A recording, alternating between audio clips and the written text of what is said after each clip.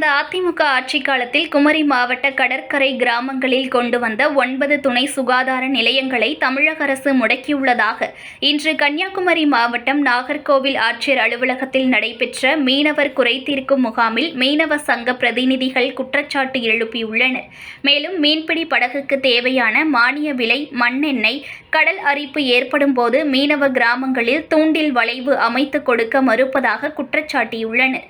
கன்னியாகுமரி மாவட்டம் நாகர்கோவிலில் உள்ள மாவட்ட ஆட்சியர் அலுவலகத்தில் மீனவர்கள் குறைதீர்க்கும் கூட்டம் இன்று நாஞ்சில் கூட்டரங்கில் நடைபெற்றது. மாதம் ஒருமுறை நடைபெறும் இக்கூட்டத்திற்கு இன்று மீனவ சங்கங்களைச் சேர்ந்த ஏராளமானோர் வருகை தந்தனர். அதேபோன்று ஊராட்சிகளைச் சார்ந்த மீனவ பெண்கள் உட்பட 500க்கும் மேற்பட்டோர் வருகை தந்தனர்.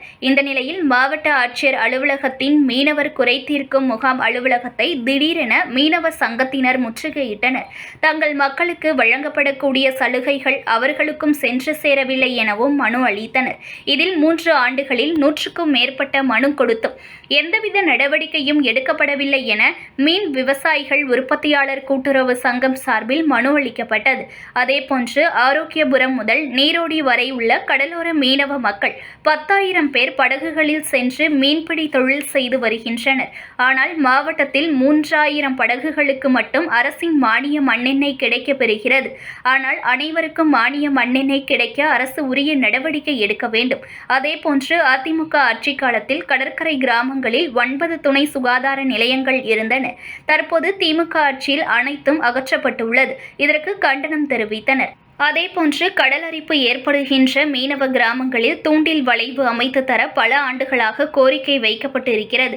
அது இதுவரை அரசு செவிசாய்க்கவில்லை என்றும் கடற்கரை கிராமங்கள் உள்ள நெடுஞ்சாலை பணிகளை காலம் தாழ்த்தாமல் துரிதப்படுத்த வேண்டும். ஆரோக்கியபுரம் முதல் நீரோடி வரையிலான கடலோர மீனவ கிராமங்களில் வசித்து வரும் அனைவருக்கும் ஈப்பட்டா வழங்க நடவடிக்கை எடுக்க வேண்டும் என தெரிவித்துள்ளனர். மத்திய மற்றும் மாநில அரசுகள் பல்வேறு சிறப்பு திட்டங்களை செயல்படுத்தி வருது.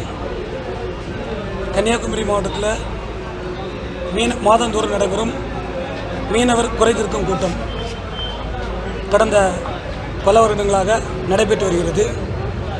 அந்த கூட்டத்தில் மீனவர் மக்களுடைய பிரச்சனைகள், மீனவ பிரதிநிதிகள் மற்றும் மீனவ பொதுமக்கள் பல்வேறு வகையான கோரிக்கைகள் கொடுத்த பிறகும் கடந்த பல வருடங்களாக அதற்கு எந்தவிதமான ஆக்கப்பூர்வமான ஊக்கப்பூர்வமான பதில் இல்லை.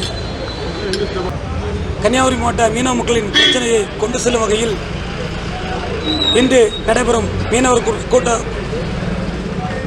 குறைதீர்க்கும் கூட்டத்தில் கன்னியாகுமரி முதல் ஆரோக்கியபுரம் வரை உள்ள அனைத்து தரப்பு மக்கள் பிரதிநிதிகளும், உள்ளாட்சி பிரதிநிதிகள் மற்றும் அனைத்து முக்கிய நிர்வாகிகள் கலந்து கொண்டு இன்று மாவட்ட ஆட்சித்தலைவரை நேரே சந்திக்க உள்ளோம். குறிப்பாக மத்திய அரசின் 210 கோடி ரூபாய் பங்களிப்புடனும் மாநில அரசின் 40 கோடி ரூபாய் பங்களிப்புடனும் வேலை பணிகள் நடைபெற்றிருக்கும் தேங்காய்பண்ணை துறைமுகமானது இன்று வரை அந்த பணி முழுமையாக நடைபெறவில்லை. பல நூற்றுக்கணக்கான உயிர்கள் இழந்த பிறகும் மாவட்ட நிர்வாகமும் பொதுப்பணித்துறை நிர்வாகமும் எந்தவிதமான நடவடிக்கையும் முறையாக எடுக்கப்படவில்லை.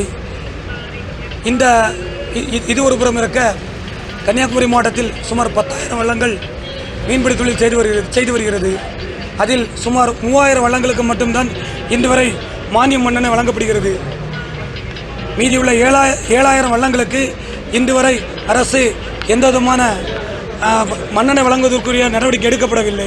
News1 தமிழை லைக் பண்ணுங்க, கமெண்ட் பண்ணுங்க, ஷேர் பண்ணுங்க, மறக்காம சப்ஸ்கிரைப் பண்ணுங்க.